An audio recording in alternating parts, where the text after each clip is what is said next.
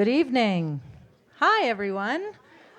This is a bright light, so I'm going to stand over here, but I assume you can see me because you said hi, and everyone can hear me because I'm talking into a mic.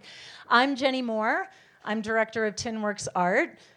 We are so thrilled to have you all here tonight. Thank you so much for joining us for our first In Conversation series with Liz Carlisle and Bruce Maxwell.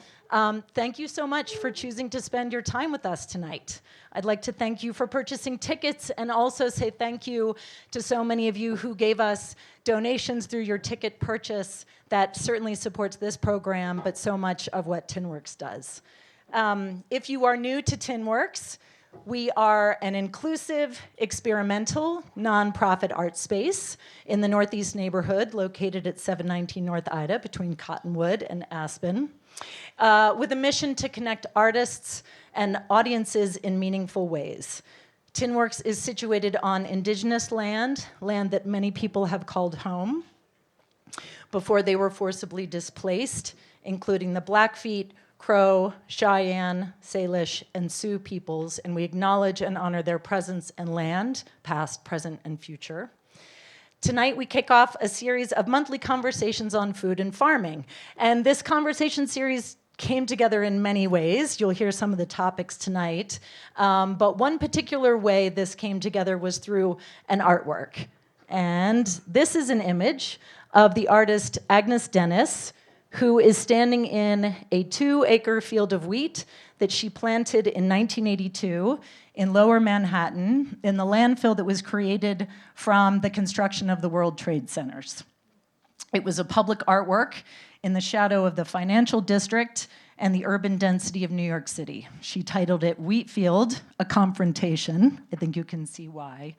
And Agnes described the work as being about food, energy, commerce, world trade, economics, mismanagement, waste, world hunger, and ecological concerns.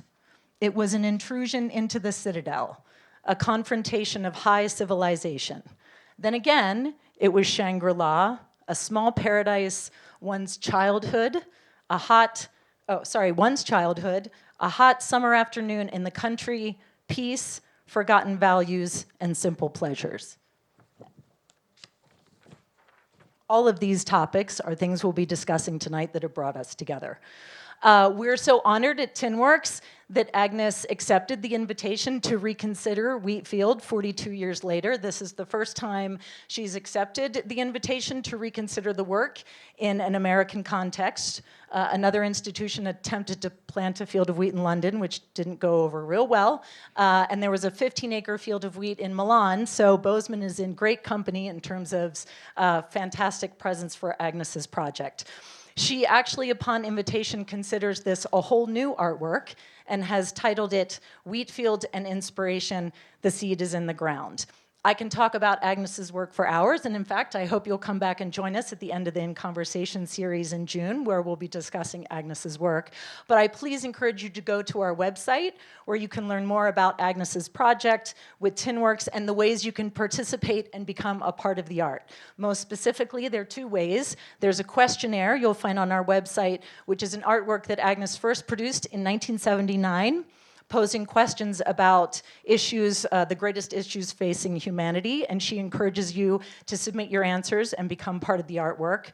And a new element for Wheatfield that she's created for the Bozeman community is the invitation for all of you in our community to plant wheat in any fallow piece of land in solidarity with the Wheatfield. And we're very excited to be partnering with Abundant Montana. We will have Kamut wheat seeds available to pick up on site starting in May, so that you too can plant wheat in any stand in your backyard, maybe in your neighbor's yard, partner with them, maybe ask them first. And we planted our own crop of winter wheat this past October, Bobcat winter wheat. It has sprouted. We're very excited. We will be tending it through the summer, harvesting it in the fall, and then along with our wheat and hopefully your wheat, please join us at Tinworks on site, where we'll have a series of small-scale mills where we will process the wheat into flour, and we will be partnering with Wild Crumb, who will be baking it into bread, and we will distribute that throughout the community. Okay, I know it's a lot. There's a lot to talk about there. Okay. So we are fortunate to have many organizations and people to thank for this series. It's their work and involvement that have made this program possible. Of course, our speakers, Liz and Bruce. Our lead sponsors, the Rialto, Gutelaun, the Lark, Root Cellar Foods, Farm to Craig, Quality Foods Distributing, and the Ivan Doig Center for the Study of the Land and Peoples of the North American West. Our supporting sponsors, Gallatin Valley Farm to School, MSU College of Education, Health and Human Development, North Fork Financial and Open Local, and in-kind support from Treeline Coffee Roasters, the Emerson Center for the Arts and Culture, and Country Bookshelf. And of course, as you all came in through the entrance, we'll have books available. If you haven't already purchased them, we'll have books available that Liz will be signing at the end of the event tonight. I'd like to thank the donors and supporters, folks in our community and farther afield, for their financial contributions throughout the year who make Tinworks exhibitions, programs, and projects possible. Thank you, of course, to our excellent board of directors and the team at Tinworks, particularly our curatorial assistant, Bri Mango, and the extraordinary Angela Yonke, our community outreach and education manager. Yes, please, give those people a round of applause for their work on this series and conversation. And a most heartfelt thanks to our fantastic partner for this In Conversation series, Mary Stein. Yes.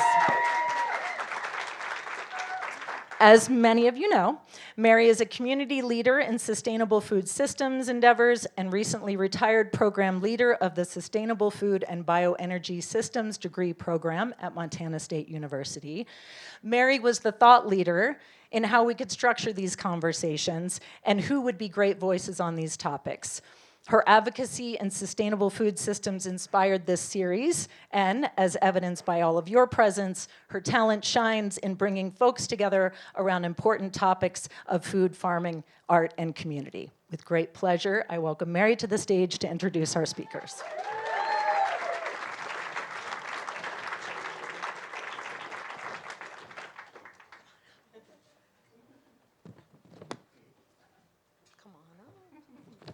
Hi, everyone. It's such a thrill to see everybody here tonight, truly. I've had the honor of knowing these two folks beside me here who will be in conversation this evening for a number of years, and I'm so grateful that this pair is going to be sharing their thoughts and stories with you.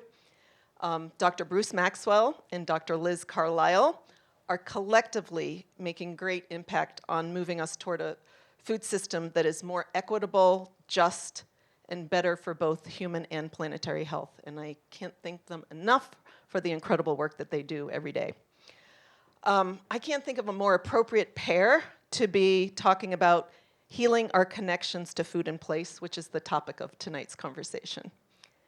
So I'm going to introduce them both separately. Bruce, who will be the host of the conversation this evening, is originally from Hamilton, Montana. I was fortunate to get to know him and work with him during his 32-year career at Montana State University, where he was a professor of agroecology and applied plant ecology. He served as director of the Montana Institute on Ecosystems and also served for a time as department head for the Land Resources and Environmental Sciences Department at MSU. My favorite part of Bruce's job bio is that he was instrumental in creating the interdisciplinary undergraduate degree program, Sustainable Food and Bioenergy Systems at MSU. Woo! Shout out. Bruce has received countless awards for his teaching and research. He's published over 130 scientific papers and 13 invited book chapters, and has been a member of 2 National Academy of Science National Research Council committees on agriculture. And sorry, Bruce, I always have to add this. He was also a member of the U.S. ski team back in the day. It's important. So, in conversation with Bruce is Liz Carlisle. Liz was born and raised in Missoula and is now an associate professor of environmental studies at UC Santa Barbara, teaching courses on food and farming. Early in her career, Liz worked as an aide to the one and only Senator John Tester, which led her to a decade of research and writing collaborations with farmers here in Montana. Liz has authored several books that sit on my personal favorite bookshelf, including Lentil Underground, Grain by Grain, which she co-authored with Bob Quinn, and most recently, Healing Grounds, Climate, Justice, and the Deep Roots of Regenerative Farming. Liz holds a PhD in geography from UC Berkeley and a BA in folklore and mythology from Harvard University. I love that combination of degrees. And she's a frequent contributor to both academic journals, popular media outlets, focusing on food and farm policy, incentivizing soil health practices, and supporting new entry farmers. And yes, she spent several years touring rural America as a country singer. So please help me welcome for our conversation pair, Bruce Maxwell and Liz Carlisle.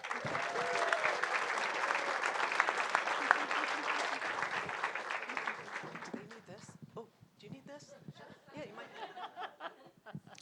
Can you hear me? All right, well, I feel so fortunate and lucky to be sharing a stage with Liz, and I get to ask her the questions. So many questions that I had upon reading some of the earlier versions of these books, and now she's got to answer them in front of everybody. An amazing background. You know, when you think about a person that's done all these things at such a young age, and now we're so lucky to have her mentoring students and carrying on the torch. So that's very cool. Can you tell us a little bit about your path? I mean, this is an interesting case. Are these any of these things related? Is there some theme here that we don't readily see? And if there's not, I may that's have asked good. myself that question before. I'm sure my parents have had that question before as well. Yeah, but yeah, you know, I think that the red thread through all these different chapters of my experience, and you have varied chapters as well, is really a hunger for a reconnection with land. And I think it's easier for me to see this in hindsight and recognize how important my conversations with my grandmother were as a child. I was lucky to have her in my life until I was 30. She lived a good long life. She grew up on a homestead in western Nebraska. And I have some wonderful pictures of her from her youth. And it's just so clear how much she loved being in relationship with land all day long, all through the week, you know, this really land-based life and livelihood. And it seemed to me that the grounded, wise woman that I knew in my grandmother, that she came to that through that relationship with land. And I always wanted that for myself. I really admired that about her. But she and the family lost that farm in the Dust Bowl when she was a young woman, and she was honest with me about that experience. And she told me, you know, Dad overplowed that land. He didn't get great advice from the U.S. government agents, and that's why the soil all blew away, and we lost our farm, and the community, you know, spread out. She ended up having to go live with another family and do house chores to earn some money so she could have clothes for school and things like that. So I've always had that hunger for that reconnection with land, and I've also felt a responsibility to try to be part of repairing some of the things that were broken in that time so that people don't experience those kinds of traumatic ruptures of relationships with land. It took me a long time, I think, to learn all the layers of what was going wrong there. But I think that's the red thread for me through all these experiences, is trying to reconnect with land, understand other people's stories about connection with land, and really work towards healing and repair. Great. So what was it about the organic movement in Montana that brought you back here? I mean, you're doing your PhD at Berkeley. You know, you're thinking about lots of different things. What was it? Was it a particular story or something that brought you back? Yeah, so I should say, you know, from those times as a kid listening to my grandmother's stories, that always really fed a curiosity for me about other rural people's stories, about their relationships with land. I wanted to hear those stories, and I also wanted to tell different stories about rural America that weren't stories of decline, that weren't stories about being backward, you know, that kind of troubled the sort of divides that we sort of too easily fall into in assuming things about rural people or urban people. And so I did. I went into a career in country music in my young adulthood, and that allowed me to travel all over all these different rural communities, agricultural communities. And I was struck by how similar themes emerged in these conversations about the barriers that people were running into and trying to really steward their land and grow healthy food for their communities. And a lot of those barriers were policy barriers and barriers in how the agricultural economy was structured. And so that kind of primed me for when John Tester ran for office. Some of you might remember this back in 2006, talking about how converting his family farm to organic had helped them actually weather the farm crisis, and how he saw the future of Montana as being in a renewable and regenerative economy, renewable energy, organic farming rather than extractive. And I thought, wow, that's actually a serious solution to these problems that farmers all over this country are facing. So that was a big change for me. I applied for a job in his office, an entry-level job. I got it. And that's when I started learning about the organic movement in Montana. So I'd met this one organic farmer, but as a legislative correspondent for agriculture and natural resources, I was reading emails all day long from folks involved in agriculture in Montana. And I thought, wow, I'm just out of this career as a country singer-songwriter, still thinking about stories. These people are characters, right? That's for sure. And they're getting stuff done.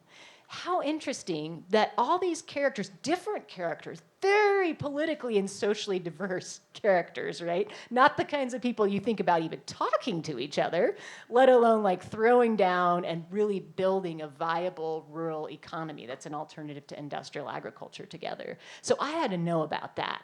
How do people come together and not just change things on their own farm, but work together to build processing plants and supply chains and a whole alternative ecosystem that made it viable to step away from that commodity industrial system and choose something else? That's great. I've got a very similar story connected with the same guys.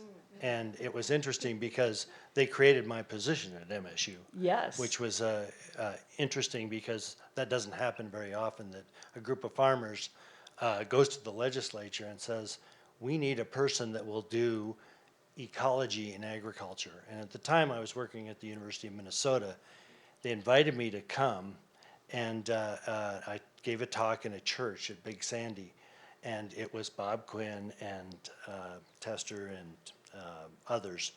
But it was so interesting because the characters there, Dave Owen, they just had amazing stories, but they were creating this interesting atmosphere that made it possible to have a lot of interesting things happen, and really gave me a belief that there was really a grassroots group that could do some amazing things. So Lentrel Underground seemed to represent further personal development of the concept of food in place. Walk us through the writing of that book and the pivotal interviews that made you realize that these Montana farmers were creating local revolution. Yeah, so I'm in the Tester office. I'm getting all these incredible letters from these very different characters, but who all sound like amazing people. Come see my farm and the 21 different crops I'm rotating, or I'm experimenting with pastured livestock. You really got to see what's happening to my soil health and how the grasses are regrowing. I had a DC job for John Tester, so I couldn't actually go and do that, but I started thinking, maybe I should go to graduate school. Maybe that's how you go and hang out with farmers for a solid growing season. So I did. I went to graduate school at Berkeley with the express idea, I'm going to do a dissertation project about the organic farming movement in Montana. I'm going to go to these farms. I'm going to ask folks about, what are you planting? Why are you planting that? What practices are you using?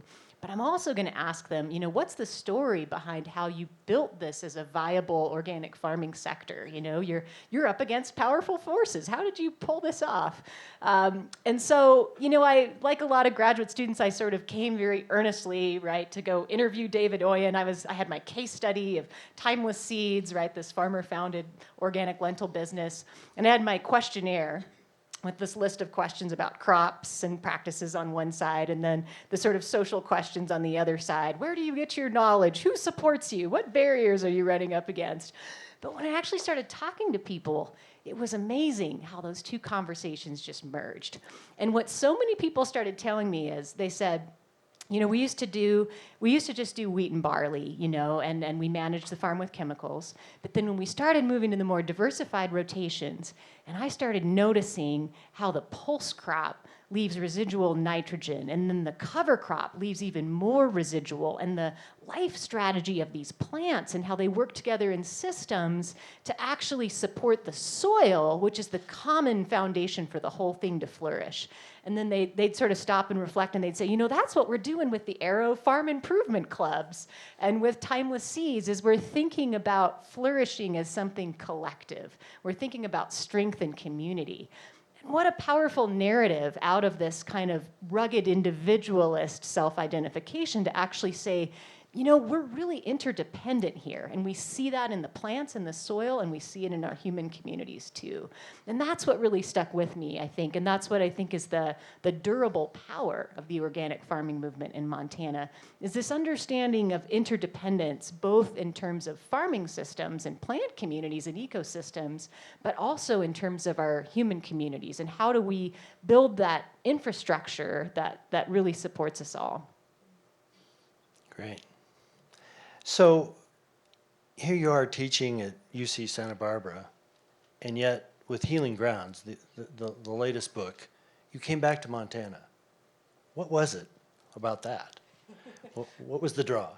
Yeah, so going to grad school in California, maybe not surprisingly, I fell in love with a farmer in California who farms there, knows how to farm there. So there I am. I'm in California. I get a teaching job in California.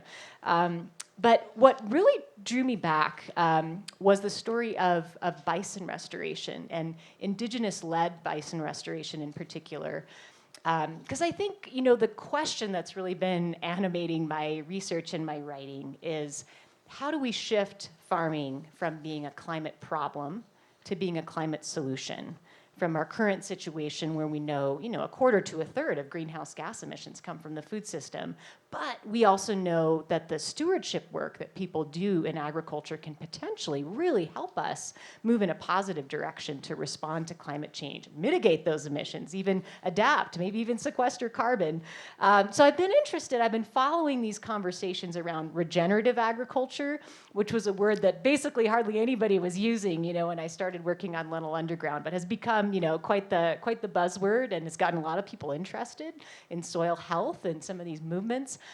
And regenerative grazing in particular, which is something a lot of folks are talking about in Montana and in California. We have a lot of grazed landscapes. We have a lot of cattle producers. We know that as animal agriculture is currently practiced, it's a huge part of that climate problem, but there's this exciting idea that if we managed cattle more like native herbivores, that in fact we could do much better by the land and by the climate. So people are always referencing, native herbivores as the model to work toward. But then, I'm like, in Montana, indigenous communities, the native herbivores aren't just a model. They're actually working on restoring those native herbivores, those bison, those buffalo, those ini, in the Blackfeet language, as their relatives back to the landscape, which is a very, very powerful, I think, deep way of thinking about regeneration. And so I was really privileged to get to interview Latrice Tatsey for Healing Grounds, who at the time was a master's student at MSU, really interested in the ecology around bison restoration and what was happening to the soil and what was happening to the vegetation, but also very much the cultural dimension of what this means for her community, for indigenous communities across the plains. And I think a really interesting thing about Latrice, too, is that her family are also cattle ranchers. So she's a big proponent of bison restoration, and at the same time, she is continuing to ranch cattle. And there's a very complicated history there about sort of what was possible for indigenous communities in the face of colonization and the really creative ways that people found ways to stay connected to land and land-based traditions. And her family, shows both sides of that, of working on bison restoration, also understanding that cattle raising has been part of what's been happening in that community. And so she's really interested both in bringing the bison home and in how those bison as teachers can inform cattle ranching at Blackfeet Nation. So that whole story, to me, is the deepest version of regenerative grazing, what it really means to regenerate these prairie landscapes in ways that are inclusive and even center the people who are in relationship with these native herbivores. Great. Yeah, Latrice is an amazing person, and I think emerging as a leader in with her tribe, but in general, I think with Native peoples and how she approaches her taking Western science and combining that and merging it with this wonderful knowledge or base for in indigenous knowledge. It's very cool. So one of the things that blew me away about reading the book Healing Grounds, and it was like this big awakening for me. Here I had been teaching, I was a graduate student, and I'd been teaching 40 years in agriculture. I didn't know hardly anything about this history that you exposed. And I just thought, wow, how could I go through all this education in the U.S. in 3 different land-grant universities, and I didn't know anything about these people of color and the disregard we had for their past and their potential impacts. So in Healing Grounds, you keep coming back to this theme about how movements for racial justice and movements for regenerative agriculture are ultimately deeply connected to each other. And I think that's really powerful. I'm not sure that it's totally intuitive what that connection is. Can you started on that a bit, but can you elaborate on that a little bit? Yeah, I think for me, the starting point was just recognizing that the practices that are now termed regenerative agriculture have their origins in indigenous food systems from around the world, on this continent and others. And so, for generations and generations, thousands of years, people have understood this regenerative relationship between prairies, grazing, and fire, for example, or agroforestry, or polycultures. Nutrient cycling practices like cover cropping and composting. These things have really, really deep roots in indigenous food systems around the world. So I think it's important to call that out as the origin point and to recognize and credit and take leadership from those communities who came up with this stuff. At the same time, it's not just all in the past. I think the other really interesting thing in researching this book was all the amazing stories of indigenous communities and communities of color in the U.S. over the past 300, 400, 500 years, actually refining these regenerative practices as strategies of survival and resistance in the very face of an industrial food system, a colonial food system that they were on the front lines of. And I think, one of the things that really encapsulated this connection of regeneration and racial justice for me was, as I was talking with a bunch of ecologists who sort of study the science of soil carbon sequestration for this book, people always came back to this theme around the importance of roots. So some people are working on cover crops. That's how they think about keeping roots in the ground more of the year. Some people are working on perennials, so the roots stay in the ground for multiple years because the plant's in the ground for multiple years. Some people are working on regenerative grazing, which is, working with animals to try to steward the perennial plants. But it kept coming back to, if you really want to sequester carbon in the soil and mitigate the emissions from soil, like nitrous oxide, for example, you got to keep roots in the ground all year round. One of the papers I read said that carbon from plant roots is 5 times more likely to go deep into the soil and stay there than above ground carbon. It's just roots do amazing work in this biogeochemical cycle. But how are you supposed to do that if your community keeps getting uprooted, right? And that's the story of racial injustice in this country and colonial logics in this country is uprooting indigenous people, uprooting African people. They are brought here and enslaved. And also the Green Revolution sort of forcing people in Mexico and Central America off of their land. And they come here and they're working on industrial farms. So if we want to achieve regeneration, we want people to steward these roots in the ground and persist and take care of place, we gotta get rid of this colonial logic that keeps, moving people off. And we need to heal those histories that have displaced people from their land-based connections. So to me, that's a really hopeful synergy, that movements around social justice and racial justice, movements around regeneration can work together. And instead of seeing these as two really big problems that we each have to solve individually, there's actually one effort that we can all pull together on, and we can make progress in a more durable way. Great, that's powerful metaphor in there with the roots. So clearly we should heal this wound of disrespect of people of color, but do we? Can we simply assume that they have the answer and that they've generated the answer, especially in a world that's changing with climate and economic systems and things like that? How do you feel about that future? Is that something where we just go back to what was known and what was richly known, or is it about the process, perhaps? Anyway.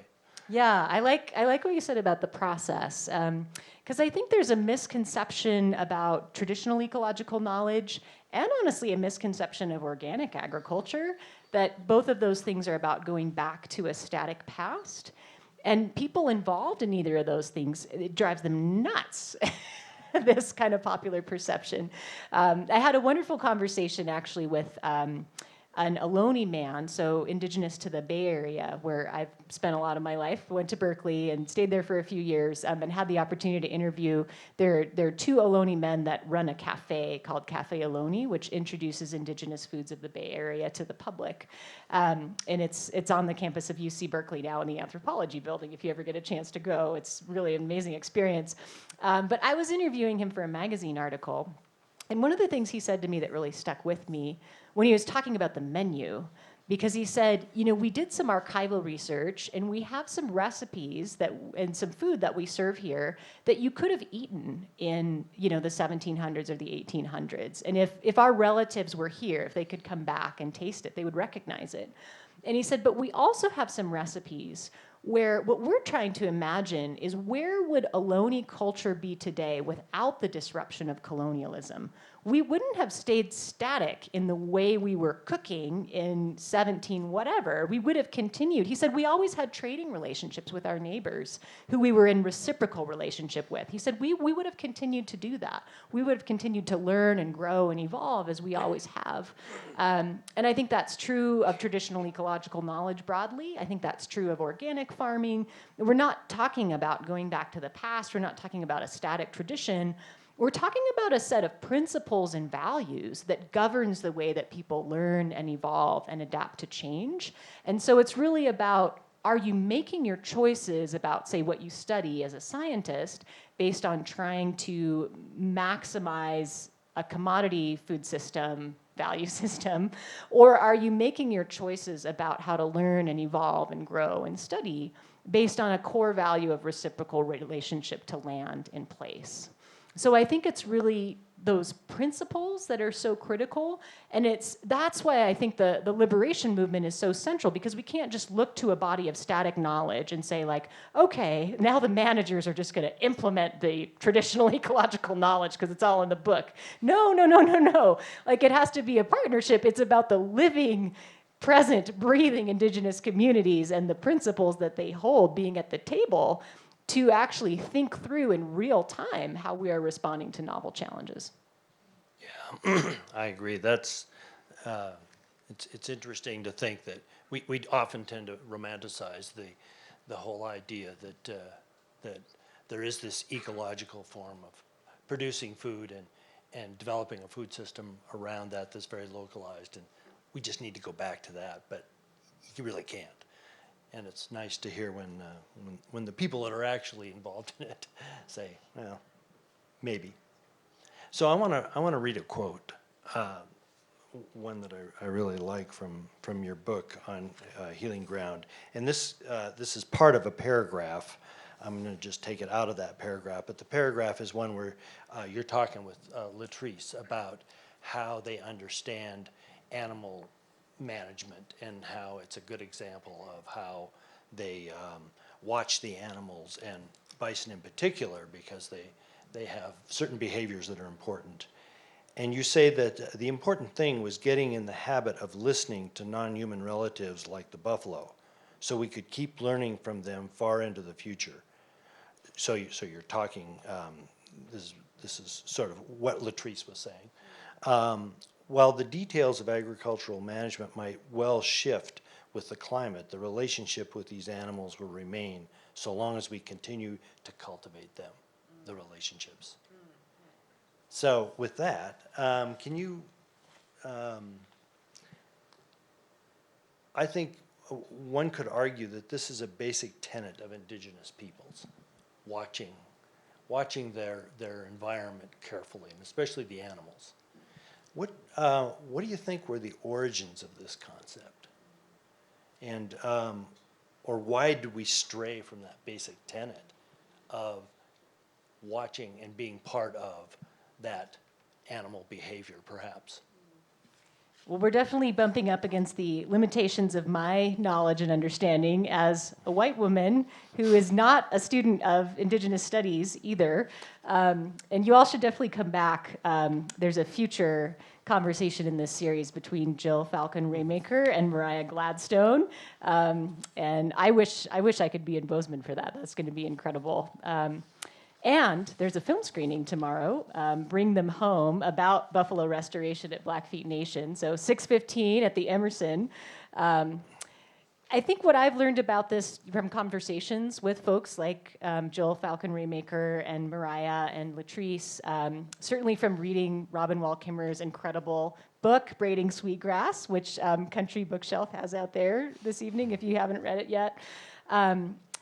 You know, Robin Wall Kimmerer talks about indigenous food systems as, you know, being based on these long-term reciprocal relationships with land as a way of life. Thinking about plants and animals as relatives that you're going to be in relationship with in perpetuity, taking care of each other in perpetuity in a place, not as a resource, not as a, like, you know, dig it up and move on kind of way of relating to soil or water or plants or animals. And so I think it's challenging for me. I think this is a lifelong challenge to try to reframe. You know, I use the word resources all the time, right? It's in the name of our degree programs, and it kind of infects the way you think about these living beings. But I think as much as possible to think about animals and plants and soil and water as relatives that you're in relationship with perpetually, that there's no sort of, you don't need to convert them into something else for them to be valuable. They're not there just as a kind of means to an end. And I think that's the rupture. You know, I'm drawn to thinking about this rupture in terms of, you know, colonialism or imperialism, but in much more simpler terms, just the idea that it's not a relative, it's a resource. You're going to use it, extract it for some other purpose somewhere else. And not imagining that you and your descendants and everyone that you're connected to is going to be in that place forever, and that what matters is that that place is healthy for you and all of your human and non-human relations. Great, yeah. So you state, and I'll quote here, the most sustainable food systems, as the history of North America clearly demonstrates, are liberated ones. What do you mean by that? Yeah, I mean, so starting with the ecology, the whole center of a buffalo food system is about adaptive seasonal movement. That's what bison are doing, right? They're moving to be where the forage is. You know, this incredible history that we're just starting to learn more about indigenous folks setting these carefully timed fires to bring that about, also moving themselves with those foods and other plant and animal foods. That's all about this listening to the land and having the sense of where you need to be and adapting your own seasonal patterns and movements to this listening, you know, that it wouldn't be the same every year, right? That it would really depend on all of these, you know, the rainfall and all of these things.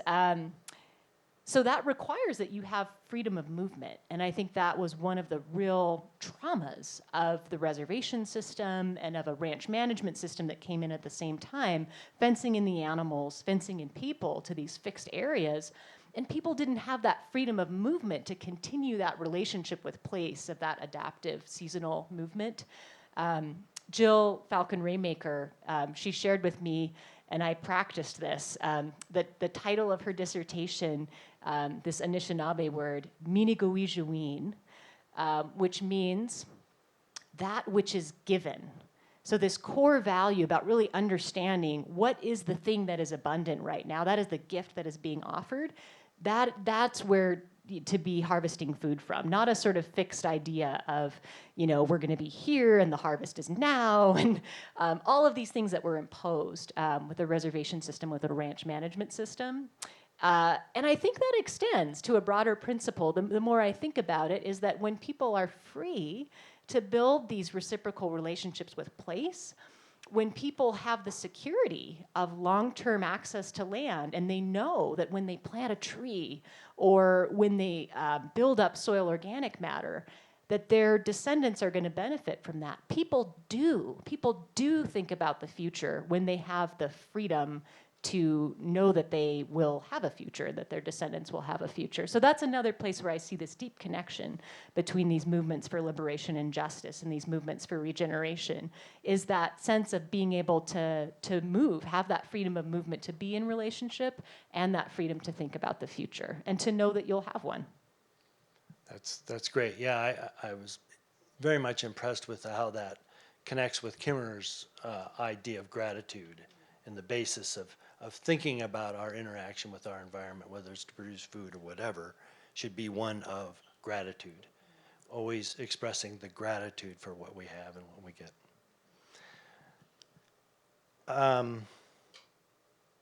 Okay, explain the statement in Healing Ground, like the wild rice of the Great Lakes region, or the salmon of the Pacific Northwest, buffalo aren't just an ecological keystone species, but a cultural keystone species as well. What does that mean to you? Yeah, well, now this is definitely bumping up the limitations of my understanding. But Latrice said to me at one point, she was talking about how, oftentimes people focus on buffalo as a food source, or the way in which people, use all the parts of the animal, which is 100% true and really inspirational, and something that I think, the dominant food system on this continent can learn a lot from. But she was like, that's just a piece of it. It's also central to Blackfeet economy. It's central to Blackfeet cultural traditions. It's central to Blackfeet spiritual traditions. And she was also talking about how people relate to bison as teachers and understand how, they were on the landscape first, and there's a way in which humans can learn from the way that buffalo interact with a landscape and those movements of, finding the forage, that which is given. And so they provide this really important connection between people and land and place. And so, again, like I can barely even grasp it, but this movement for indigenous bison restoration, it's about more than just ecological restoration in the Western sense. It's about more than just food security in the Western sense. Those things are important, but there's a really deep piece of a whole world that's coming back together and becoming whole. And what that means for people is, I think, really, really hard to overstate. And you can also look at it in the reverse of the way that a world fell apart when those animals were very intentionally destroyed as part of colonization and a mission of moving indigenous people off the land. I think there was an understanding that if you undermine that buffalo food system, you would undermine a lot of other things. So, yeah, I think when we hear about buffalo restoration, I think it's important to remember that it's not just sort of one species. It's really about a whole ecosystem. It's a whole life way that comes with this. And that's why people practice just so much ceremony around all of this, is that it really is a really, really big deal. So I've been super inspired to support it and encourage other people to support it in any way I can. Great. Yeah. Yeah. I've had very interesting conversations with some of my colleagues or and friends at the Blackfeet, and they've certainly reinforced these ideas. So glad to hear that from you. So responding to climate change and responding to racial injustice, those are huge lifts. And based on where we are right now, it just seems like, oh my gosh, how are we going to do this? What gives you hope? It is a big lift, and we do all have a lot of work to do.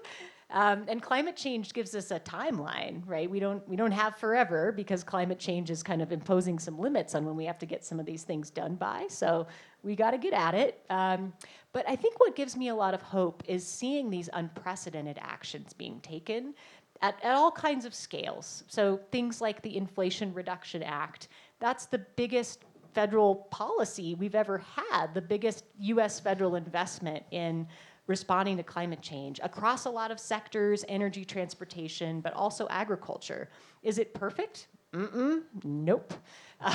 But it's an incredible first step, and it's the kind of thing that would have been hard for me to envision when I was growing up in Missoula, in the 80s and 90s.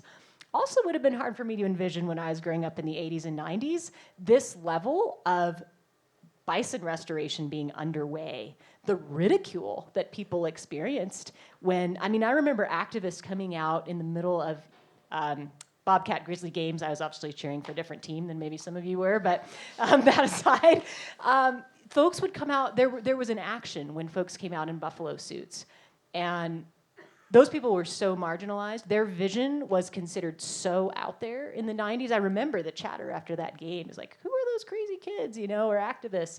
And this is real now. And that's not that long. I'm old, but I'm not that old, Things have shifted. And that's what gives me hope, is seeing both on this local grassroots level and at something like federal policy level that significant action is being taken on climate, on racial and social justice, and that people are seeing them synergistically. Both of those are examples, whether you think about the provisions of the Inflation Reduction Act, or you think about, in a deeper way, I think this indigenous-led bison restoration, is that people are working on social justice, equity, and regeneration in tandem, and that's exciting because that's where I see that we can make really durable change and at the scale that we really need to solve the problem. Thank you so much, Liz. What a wonderful set of insights, and your descriptions are so full and rich. I'm very impressed, and thank you very much for doing this and allowing me to get to ask some questions. But now, Well, we wanted to give you all the opportunity to ask some questions. So we've got 2 microphones that we can pass around. If anybody in the audience has a question for either Liz or Bruce, you want to raise your hand? I'm going to take a minute to say thank you, Bruce. Bruce is the only person other than my husband and my literary agent who has read drafts of all 3 of my books in draft form and given me really amazing feedback. So you're seeing us chat up here, but Bruce has been an amazing mentor for a long time. So this is really gratifying for me, too. thank you.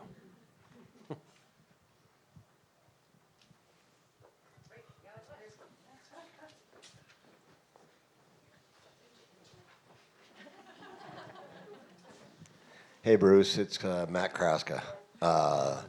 Sorry to hassle you, but you're going away on your career, and you've done some incredible things. It's really impressive, and you're sitting next to the next generation. And what's your impression of the future?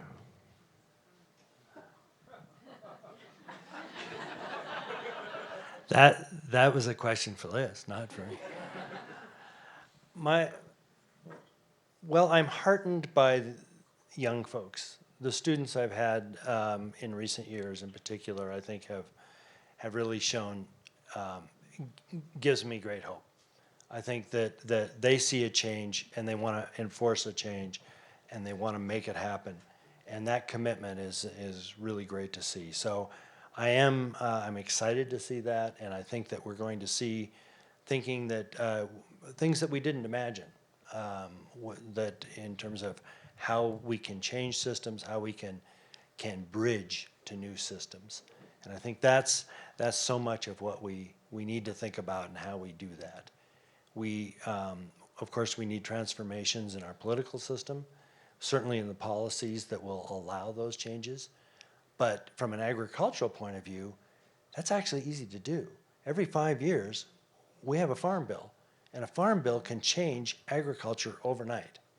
So you can actually create incentive programs that can really have an impact. So I think, the system's set up so we could actually have the policy changes. Can we get there? That'll be tricky. We have a question up here. Hi, thank you, Liz and Bruce. This is Martha Kaufman. I read Lentil Underground a few years ago and absolutely loved it. I love the example of what's possible. I feel like it's just like the best example of what agriculture could be. And then we work on the Farm Bill. Bruce, you brought that up, and I was thinking, it's the corn soy lobby is so entrenched, so connected to our politics and the next president because of the power of Iowa and all of that. So I just wonder, where is there hope in changing at scale? How do we take what the farmers in north central Montana are doing and replicate that across this country? Where do you get hope? Because the Farm Bill is one great tool, but changing some of the fundamental subsidies the way they're set up right now, it hasn't happened and people have been trying for a long time. So I'm just curious, how do we get there? Small question. Well, you hit on it with the subsidies, and the subsidy program and the way it's set up is all to benefit the industrialized model. And until we create incentives to basically go the other direction, it's going to be hard because there's a whole industry out there dependent upon those subsidies. It seems like the subsidies are to save the farmer. They're not. They're just to support the industrial complex behind those farmers and all the input industry. So that's therein lies the issue and the problem. And so, but it's this grassroots stuff that's going to make the change. And I think people are recognizing that we want quality food. We want food that isn't so energy inefficient. We want food that is local to gain those qualities and energy efficiency. We want nutrition, and we want food. We want to start thinking about food as medicine. And those are happening, but they happen at the grassroots level. And I think it's only through those kinds of activities that people wake up and go, well, wait a minute, why are we not doing that? Why are we not getting there? And I think it's in the grassroots effort that it will happen, I think. I totally agree with that. And I think, there was a time not so long ago when people kind of left energy policy to be made by the energy industry.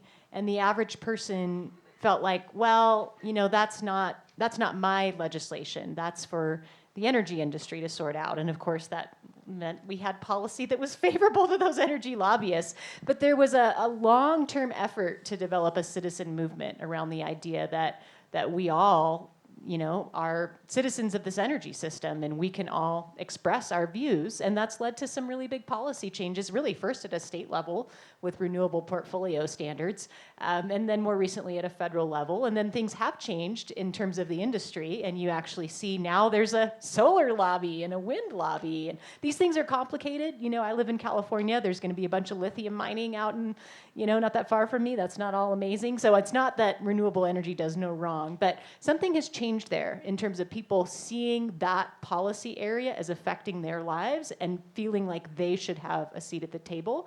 And I think the needle is shifting on food and agriculture policy, where a generation ago, that was left to the small handful of representatives and senators from the ag states who were being lobbied by the industry, and they would make the policy, and 90% of the U.S. didn't pay a lot of attention to the Farm Bill because 90% of the U.S. isn't farmers or connected to farming. But I think that the point has been slowly moving out into conversations in society thanks to all this grassroots energy, that this isn't just a farm bill, it's a food bill.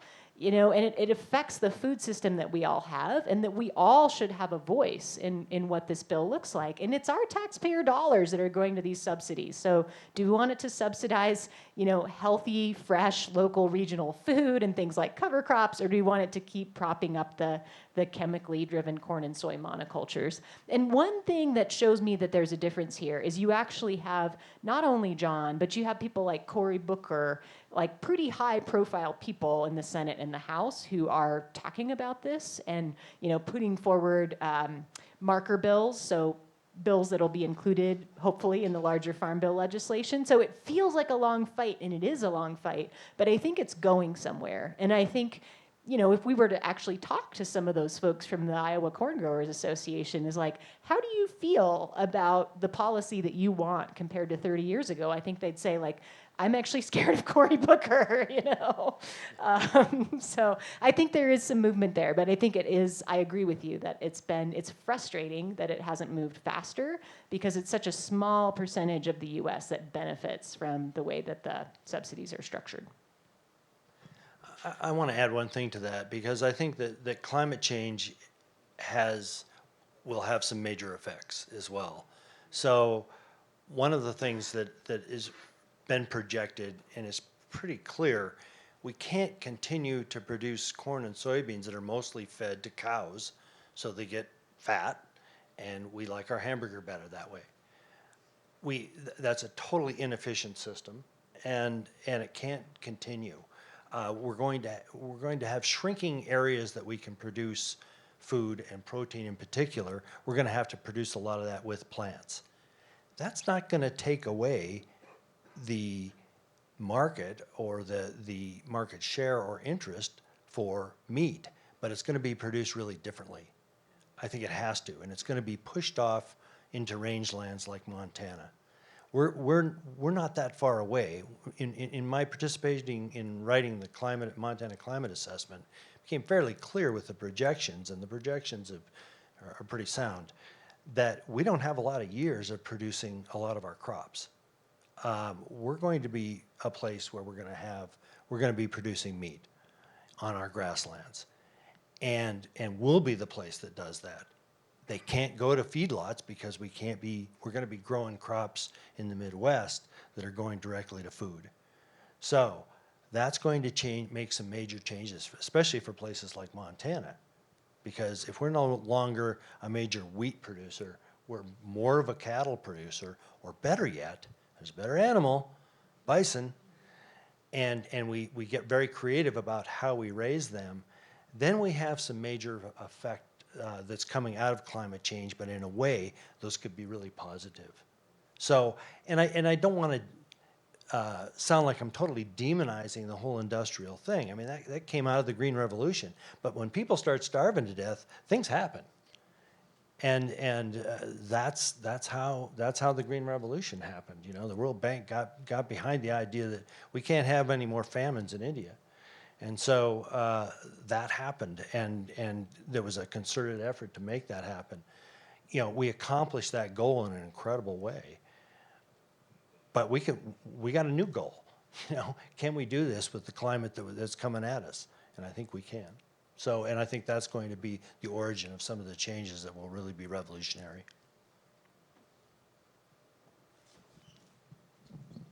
We've got two more up here. How much time do we have, Jenny? I can't see it. One or two more? Okay, you go first.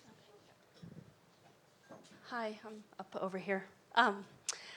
Just sort of piggybacking off of that a little bit in terms of future hopes and systems that need some mending. I wonder if you could talk about, Bruce, you sort of mentioned throughout your entire education you didn't really learn about certain things that Liz has been writing about in her most recent book. And so I'm sort of curious in terms of like future farmers and future agroecologists, like what are we lacking in our university systems and the education systems, and funding in terms of what's driving the education of our future farmers and people working in food? Because you can read all sorts of things about companies contributing lots of funds towards agricultural programs in universities and sort of driving where that knowledge is coming from and who it's supporting. So if you could speak to sort of like where we're at now and if we're trending in a positive direction. I mean, MSU has MIFC and like all these really cool programs, but that's not everywhere. So I'm curious what you think about that.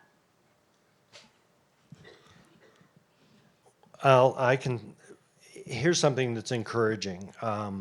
Liz and I both attended a agroecology summit that was actually requested by USDA for us to organize, and it was a national summit. We had invited 100 people, mostly people, well, with a huge complement of folks, people of color.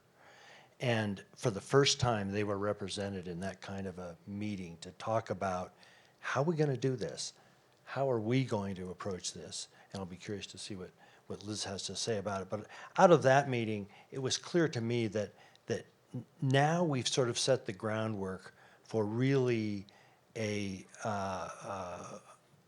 effort that's not just transdisciplinary and multidisciplinary, but really transcultural in many respects. And I think that therein lies the way that we get to this grassroots approach to making the changes in our local communities and our local food systems, and that will generate from the bottom up. So students, there was lots of academics there as well, but there was a lot of talk about how do we create that academic system that will bring those students into that kind of conversation and make them the new leaders. Yeah, and I think a big piece of that is just changing the narrative about farming as a profession. I think we still have a very strong narrative in this country that farming isn't a profession that you would choose to go into, and that if you're going to college, the whole point is to get yourself out of a sort of working class or blue collar life like farming. And so I think there's a huge reshaping of a narrative around, wow, like it's an incredibly knowledge intensive job to be an agroecologist. We need to value that as a society, and we need to think about it as something that we would not only encourage really motivated, bright young people to do, but support really motivated, bright young people to do this as a career, and to know they'll be supported and have health insurance and have good lives, So I think those things are really important, and there's really structural pieces of that around things like access to land and health insurance, but it also comes back to this narrative is like, do we as a culture value this as a profession, and do we see it as something we should encourage people to do rather than encourage people to get out of?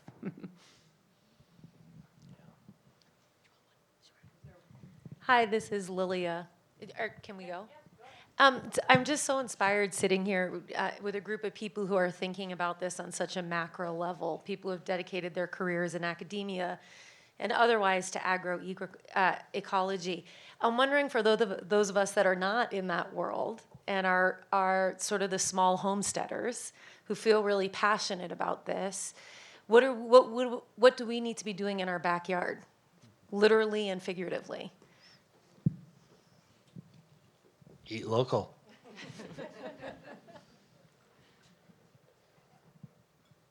Yeah, I mean, you're already in a unique position, I think, in terms of being a person who grows your own food. Most of the people that I talk to who ask questions about, like, how can I plug in and be part of this movement, haven't maybe ever grown their own food before. So that's already an amazing position to be coming from in terms of building your own relationship to land, your own connection to your own very hyper-local food system.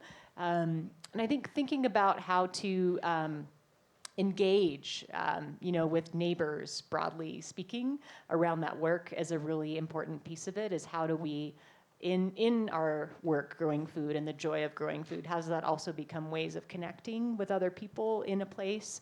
And I think also connecting across difference in a place, which is one of the more challenging pieces of it, at least in my own experience. But I think land can be one of the most, land and food can be one of the most incredible spaces for actually bridging forms of difference that we maybe can't bridge in, like, say, a school board meeting or some of these other spaces that seem pretty charged and difficult for connecting across difference. And I think also, thinking about how your value systems then influence, institutions or groups that you're part of. I'm a huge fan of, like, farm to school and institutional procurement, and how you can take your personal experience and think about how it can shape institutions and infrastructure around you.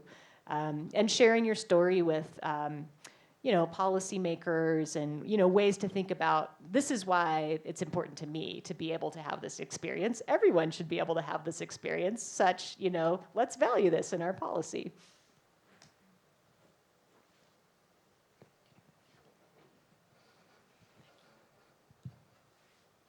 Thanks so much, both of you. I learned so much tonight. I'm Emmy Strom, and I'm one of the co-founders of Mountain Time Arts, and we had the incredible opportunity to work with Jason and Patty Baldes from Wind River to do a project with them in Yellowstone in 2022. And we worked with them for 3 years, so I was able to go down there a lot. Simultaneously, we went together to a conference at Harvard that was talking about the federal lands in the West in relationship to the land back movement. And so when you were talking about the seasonal rounds, I was just curious if you knew if it had ever been argued in terms of that movement and federal lands, the importance of being able to open up the seasonal rounds again for bison and the tribes. So this conference at Harvard was about co-management with the federal lands and the tribes. But my question is really, have the seasonal rounds ever been argued as a reason? Yeah, the tribes throughout the Northern Great Plains are all sort of independently starting this, but there's definitely a conversation now across this network of tribes doing this to learn from each other and to have the potential of sharing lands, and they're buying back lots of their lands and taking away leases on a lot of their lands so that they can expand the territory so they can let the bison roam appropriately. I've worked closely with the Blackfeet, and they're definitely in tune with this idea. They want it to happen. It's really hard. It turns out it's you don't just kind of turn bison loose. It depends on where they've been living and where they've been and things like that. Well, But I've been involved with co-management conversations with the superintendent of Yellowstone and the tribes. So it's happening. I mean, it's happening in the national parks, but I just wondered if you knew about it happening on federal lands in terms of bison grazing. well, in the work in the Blackfeet, we are working with Glacier National Park on exactly this, and they basically are willing to. Well, they've opened it up, and Waterton as well on the other side of the border. To allow bison to move there. There's not a lot of great habitat. There's some summer habitat there, but the problem then is where's the winter habitat to go along with it? And so far they're having to quote unquote move the animals to their winter range. That's actually once they've done that for a couple of years, you just open up the gates and they'll find their way 30, 40 miles. They're amazing that way, and so they actually are pretty easy to manage, in that they learn these patterns really quickly, and go. So they're not difficult. The other part that's really going to change things, I think, with bison management, cattle management as well, is new technologies, and the technologies for virtual fencing, the technologies for tracking animals. Now an ear tag with the GPS on, we can go out and observe animals in certain landscapes and where they are and every few hours. And that gives us some great potential to actually have common areas or where you might have ownership among different folks, but with the animals in the same land, but you know where your animals are. And it turns out the animals that are related stick together, as you might expect. So they move as family groups almost all the time. So it's an interesting set of possibilities that I think have been opened up with some of the new technology that we have. So thank you, Liz, and thank you, Bruce. Thank you to our audience. Please join us in the lobby where Liz will be available to sign copies of her book. And we invite all of you to join us on April 17th for our next In Conversation with Mary Murphy, who's in the audience tonight. I know Mary would love to have you join us, as we would, and Sarah Calhoun. So thanks so much, you all. We really appreciate you joining us tonight.